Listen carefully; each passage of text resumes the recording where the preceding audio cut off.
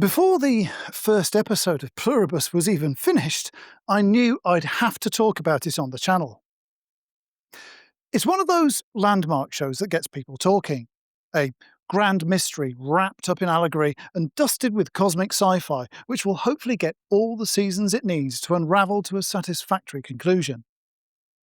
Until then, it'll feed us a steady diet of plot crumbs and character morsels to fuel our speculation over its themes, its hidden meanings, and its final destination. It did something that's rare for me.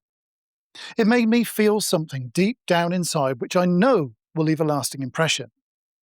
It made me feel seen, and specifically seen in an autistic context, even without a single autistic character on screen. Which presents me with a little problem here. Because those words don't come close to conveying just how powerful, how impactful that feeling was for me. Because stories play out differently for people like me. I'm Quinn and I'm autistic. In fact, I'm a AAA autist. I'm alexithymic, affective, and aphantasic. All common aspects of autism, and any one can make stories a completely different experience for us, let alone all three. So, if you want to find out why Pluribus so completely blew me away, or why being autistic and all those other A's makes reviewing a TV show a weird and wonderful challenge for me, grab yourself a cuppa and join me for a chat about Pluribus and AAA autistic stories.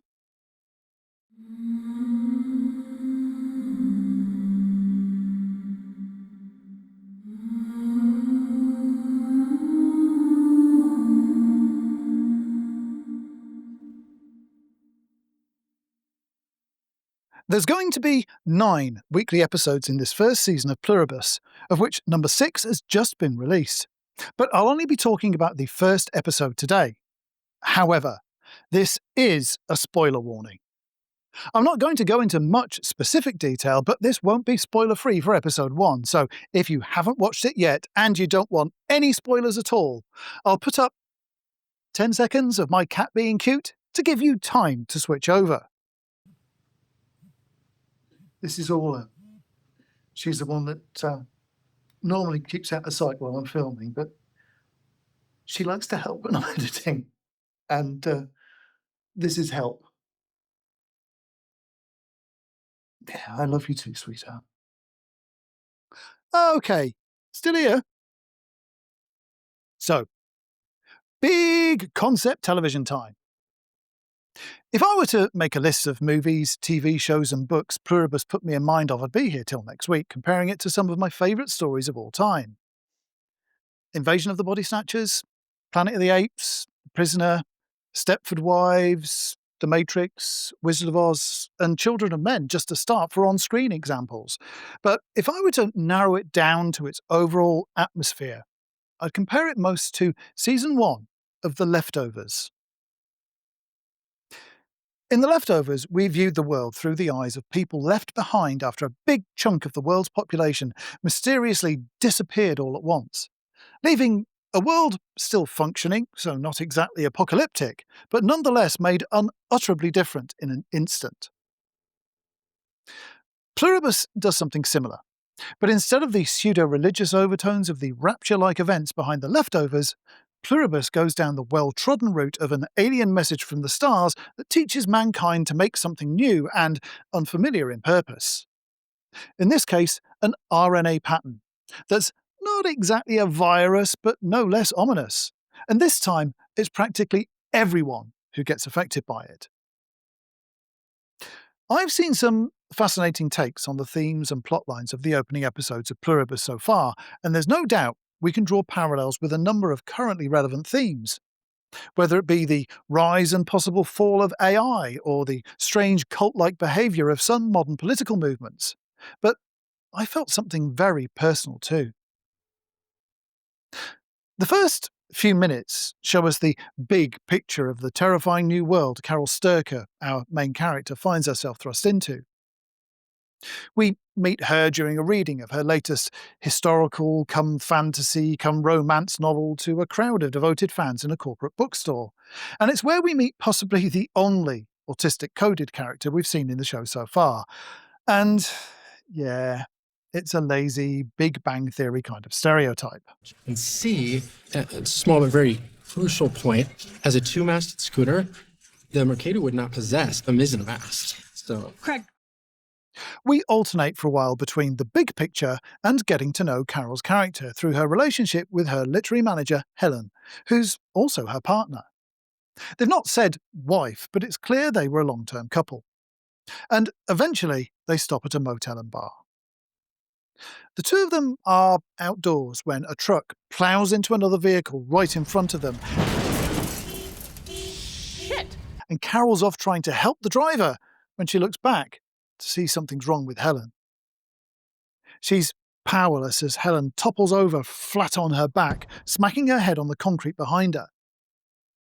As she runs back to her, Helen starts convulsing, and after a moment of helpless panic, Carol rushes off to find help, only to find everyone else in the motel lobby, the bar, everyone there is in the same trance-like, juddering state as Helen is. Up to this point, I didn't like Carol much. In the few scenes we've seen up to now, and in flashbacks to the before times we'll see later, Carol comes across as someone who I'd find it really difficult to like, and she'd probably prefer it that way. Or at least, that's what she'd say to your face. She's needy and self-centred, brittle and shallow, but also caustic and judgmental. A bit too quick to react and not keen on apologising. She really hates the books she writes and the fans they attract. I'm sorry, should I know who you are? Depends. You a big fan of mindless crap? She feels like someone whose insincerity stems from their insecurity, but however hard we try to understand and make allowances, she'll still push us all that bit too far. To convey such a strong sense of character in so short a time is a testament to the superb acting of Ray Seahorn and to the tremendous writing and directing of Vince Gilligan. With very little screen time to get it across, we feel like Carol's a character of substance even before her world falls apart. So it was a complete surprise to me for my view of her to completely change by the time the episode finished.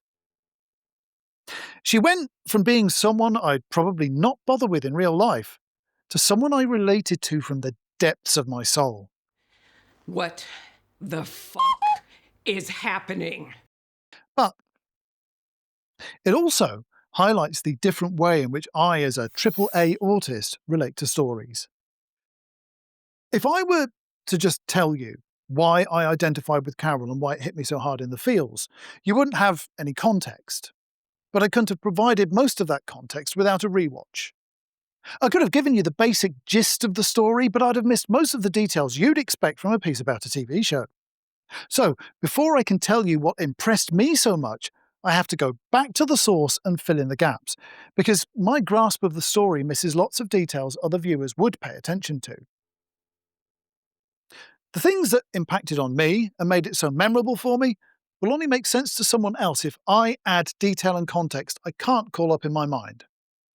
For me to tell you what impacted on me the most, I have to go into all the details that for me were secondary or that I couldn't remember, because the first of those AAA factors is Aphantasia.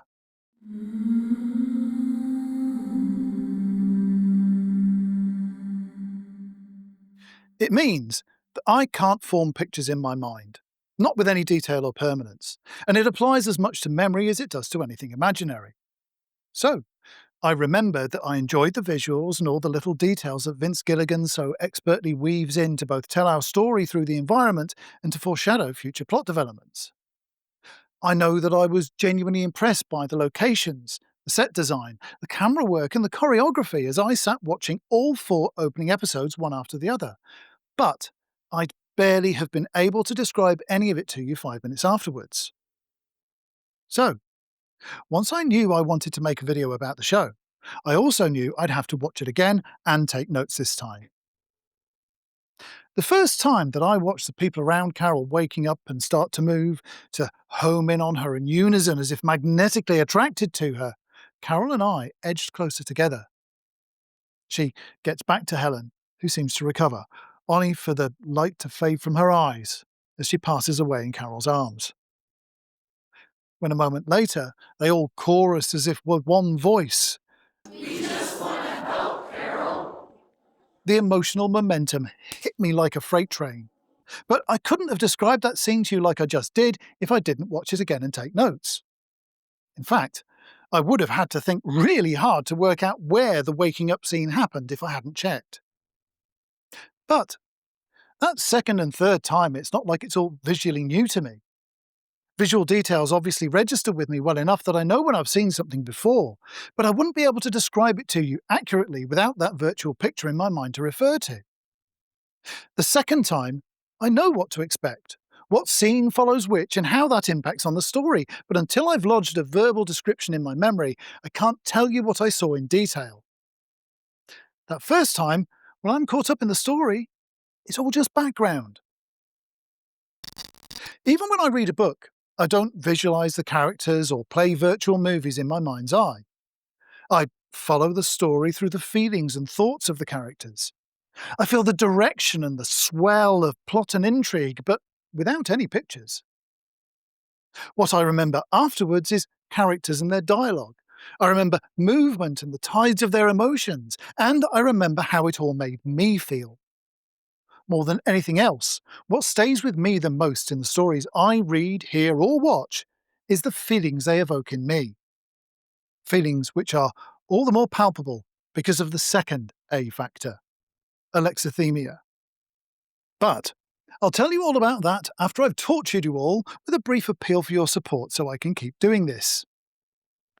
This channel and all its content is all my work, and there's no corporate sponsors or academic grants helping to pay my bills, just ad revenue and my wonderful patrons. So please jab away at those like, subscribe and notify buttons if you haven't already. Hype it if it's there yet, and if you can afford it, follow the links in the description to bung me a few quid on the usual channels so I can keep doing this next year. Now, back to Alexithymia.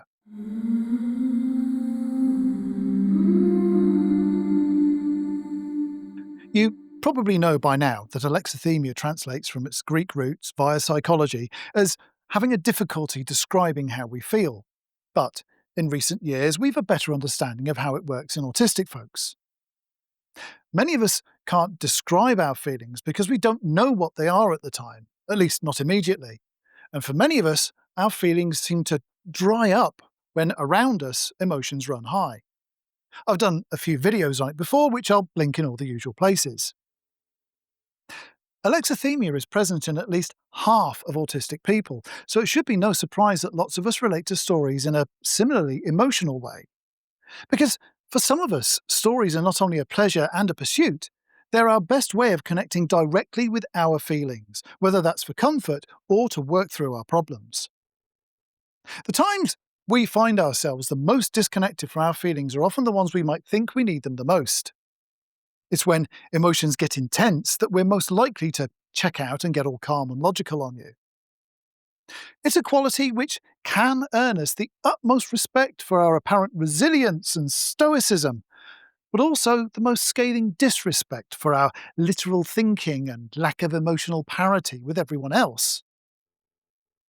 The more personally involved we are with a story, the more we're affected by it, and the more likely it is that alexithymia will seek to protect us by hiding those feelings away from us until a safer time. But stories are different, especially fiction. We're not personally involved in the characters' struggles or their joys, and I think it's that which makes it easier for us to consciously feel when we're reading a book or watching a movie than we do in similar situations in real life. Without the worry of personal consequences that comes from being in the story, we're absolutely free to examine, to speculate, and to judge the characters in a work of fiction. And for many of us, it's how we learn to make sense of real-life situations. You've heard of sensory seekers, I'm sure, especially in the context of autism. Sensory seekers want to feel things and go out of their way to do so, often related to an undersensitivity in a particular sense. We all know how it works. Oversensitive people seek to limit their exposure, undersensitive people want to enhance it. If, like me, your strongest emotions are often dulled in the moment by personal connections, but you have no such barriers with fictional characters, you may also find yourself drawn to fiction that allows you to experience your emotional range to the full in safety, even the not-so-nice ones. For me, a good story is what I need to massage out the emotional knots in my psyche and even promote closure on feelings I found difficult to engage with. Situations that might see me masking for all I'm worth in real life to hide my emotional disengagement can hit me like you wouldn't believe if they're on the screen or on page. I cry at every movie wedding and literary funeral. I laugh like a drain at a good stand-up comedian, and I feel the outrage of injustice against our protagonists. During action scenes, my limbs twitch in reaction to the same threats as the characters on the screen or page, almost like I was there with them.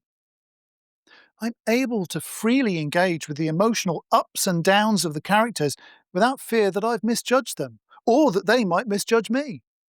They're fictional, so they can't hurt me. Even if they're true stories about real people, I can allow myself to feel without fear if I'm unlikely to encounter them in real life. Like a lot of autists, I'm also highly affective when it comes to other people's feelings.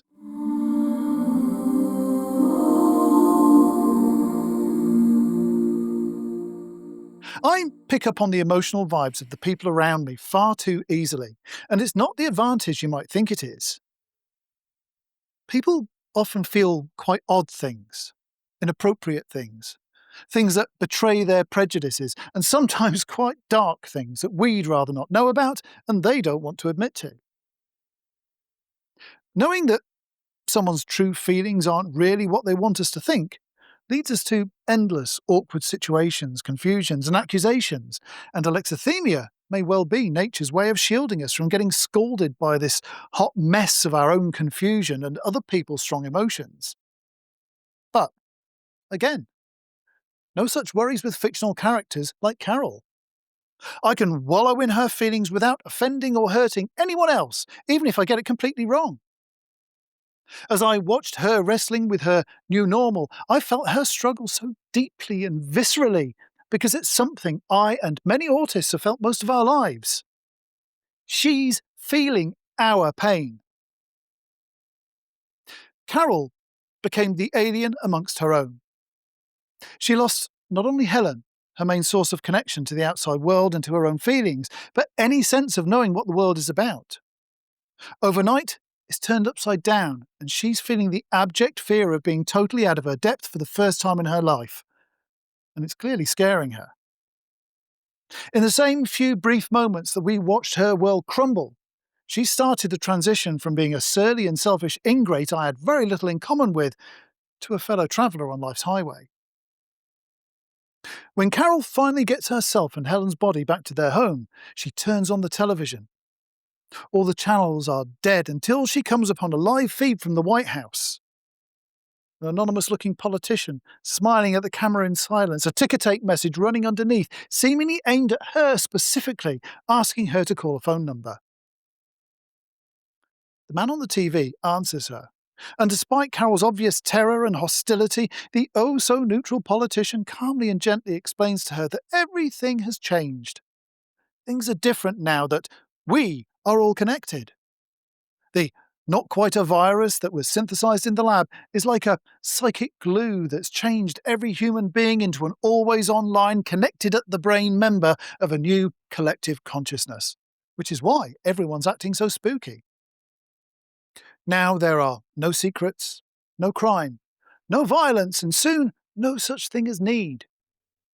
It sounds at this point like some kind of hive mind where individuality has been exchanged for something as yet unknown but which looks decidedly alien. They are now all one after the joining he or they tell her. But if they're to be believed, humanity has just woken up to a new way of coexisting with each other and respecting the planet we live on. And not to worry, they can figure it out. Figure it out, why? So we can fix it. So you can join us. You see, every autistic heart hides a little secret. I doubt there's an autist alive who hasn't at some point or another wanted to ask the people who clearly think they could do autism better how they'd like to be treated the same way as us. How would they like to be gaslighted their whole lives? How would they like to feel excluded from one half of life and not taken seriously by the other? How would they cope if they didn't understand the secret language and social code that everyone else seems to live by, just like us? And Pluribus is trying to show us just what that could look like. It's a classic the tables have turned situation. The oppressor becomes the oppressed. There's an element of just desserts to some degree, that such an ungrateful and self-important character can be given a taste of her own medicine. She's shut the world out of her life with a wall of bitterness, resentment, and harsh competitiveness, all unattractive qualities. Yet, in becoming an overnight minority because of the way she thinks, she's suddenly become way more interesting. When the individual that used to be Davis Taffler told Carol so matter-of-factly that they'd fix her, I made that final connection with Carol. That's when I saw an incredible example of autistic representation in fiction come to fruition. And as usual, it's completely indirect, but no less powerful. When I was told I'm autistic in the 1980s, they said people like me were about 1 in 10,000. My chances of ever meeting another autist like me by chance were vanishingly small. Carol's just learned that there are only 12 people left unaffected by the notavirus, but whilst that hit hard, it's not what slapped me in the face like a wet kipper. It was the matter-of-fact manner of that newly minted representative of the collective when he told her they would fix it so she could be like them, with little or no consideration of whether or not she might want that. Carol's pre-joining personality may have come across as a bit arrogant to me, but that's nothing compared to the oblivious conceit of the man on the screen and what he represents. From Carol's point of view, she's normal for what that's worth. She's unchanged by the not quite a virus. She's the same as she was yesterday, bar a shed-load of trauma, of course. And in the midst of all that, they have the nerve to tell her they're going to fix her? Suddenly, she's a character I can relate to head to toe. I can feel the fear in her, the confusion, the sense of displacement, and above all, she feels the intense, galaxy-wide loneliness of having nobody to talk to who can share her pain. At that point in time, she knows that she's not only a rarity, she's an endangered species, because the overwhelming majority wants to fix her to be like them. And I doubt there's an autist alive who can't relate to that feeling. At some point, we've all felt that alone and that much under threat. The whole world wants to change us, and we're powerless to resist. It won't be just autistic people who felt a sense of kinship with Carol at that point, of course. Plenty of people in minority groups would have felt a similarly gobsmacking sense of exposure and acknowledgement as I did, not because they're autistic, but because they know rejection too. They know the utter blanking of self inflicted by the unshakable confidence of the majority, that you'd want to be like them if you understood what they do. It's good that fiction like this gets made, because true alienation and marginalisation is something many people submerged in mainstream culture really don't get until they're confronted with it firsthand, however loud we shout. So perhaps a piece of landmark television can succeed where we've so far failed. This isn't the last I'll have to say about Pluribus, but I'll save the rest for another day. There's been a couple of other moments that resonated with me powerfully. One of the great joys of fantastical fiction of all flavours is it gives us room to speculate, and in doing so we can learn lessons we didn't expect. If I want to explain the complete alienation most autistic people feel at some point in our lives, if not for all of it, then I've now got an excellent example from mainstream fiction that they might understand. I've not gone into allegorical or socially relevant aspects of the show today, but there's a fascinating discussion to be had on those levels too, and I'll leave links to a couple of great analyses of the opening of Pluribus down in the description, made by two of my favourite YouTubers.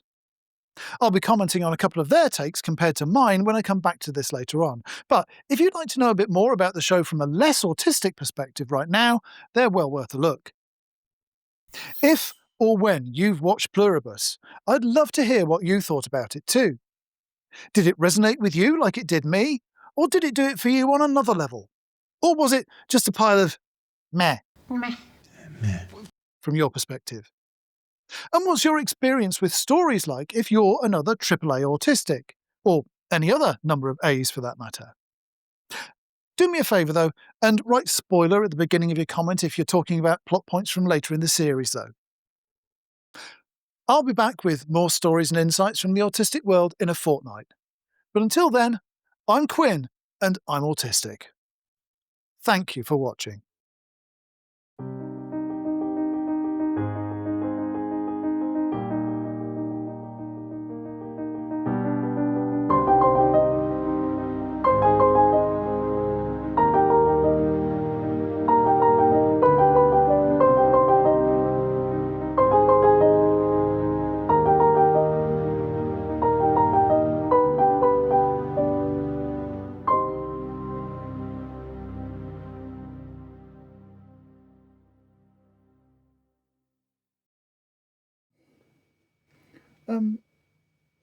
Do you mind? Could I have this end, please?